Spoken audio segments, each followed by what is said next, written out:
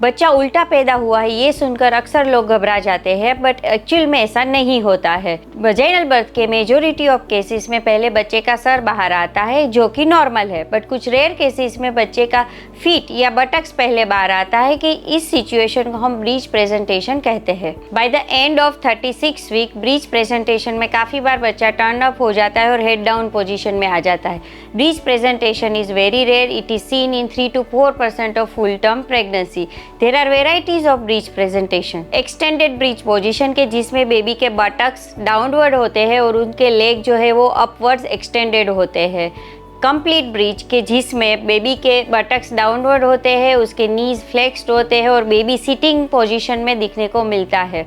Footling presentation जिसमें एक या दोनों फीट बच्चे के वो बर्थ कैनाल की तरफ होते हैं। ट्रांसवर्स पोजीशन की जिसमें बच्चे का हेड एक साइड पे होता है और लेग्स दूसरी साइड्स पे होता है। Multiple factor can affect the breach positions like multiple pregnancy की जिसमें ट्विंस और ट्रिपलेट्स होते हैं, उन लोगों में ब्रीच प्रेजेंटेशन के चांसेस बढ़ जाते हैं क्योंकि जो बच्चे के लिए स्पेस अवेलेबल होता है वो कम हो जाता है। प्रीवियस प्रेगनेंसी जिन लोगों में मल्टीपल प्रीवियस प्रेगनेंसी की हिस्ट्री है उन लोगों में ब्रीच प्रेजेंटेशन के चांसेस बढ़ जाते हैं। एबनॉर्मल यूट्राइन शेप कंडीशन जैसे कि फाइब्रॉइड्स, यूट्राइन सेप्टम मतलब बच्चेदानी के अंदर पर्दा होना, यूट्रस के जो शेप होते हैं जैसे कि टी शेप है, यूनिकॉर्नुएट यूट्रस है, बाइकॉर्नुएट यूट्रस है, इन सब केसेस में ब्रीच प्रेजेंटेशन के चांसेस बढ़ जाते हैं। Placental issues in case of placenta previa baby को मूव करने के लिए कम स्पेस मिलता है और उसमें ब्रीच प्रेजेंटेशन के चांसेस बढ़ जाते हैं। Amount of amniotic fluid also affect the position of babies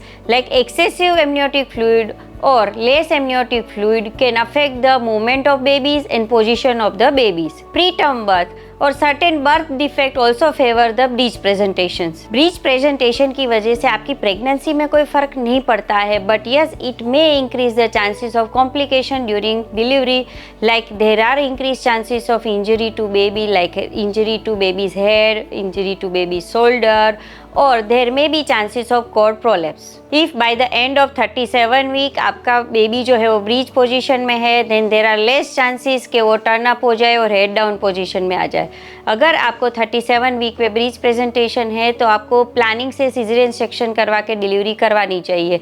vaginal delivery के लिए तभी आगे बढ़ना चाहिए कि आपका वजाइनल डिलीवरी का टाइम जो है बहुत ही शॉर्ट है, प्रेडिक्टेड है और baby is about to delivered. Otherwise breech presentation में plan caesarean section is preferable method of delivery. For more such information, you can subscribe our YouTube channel.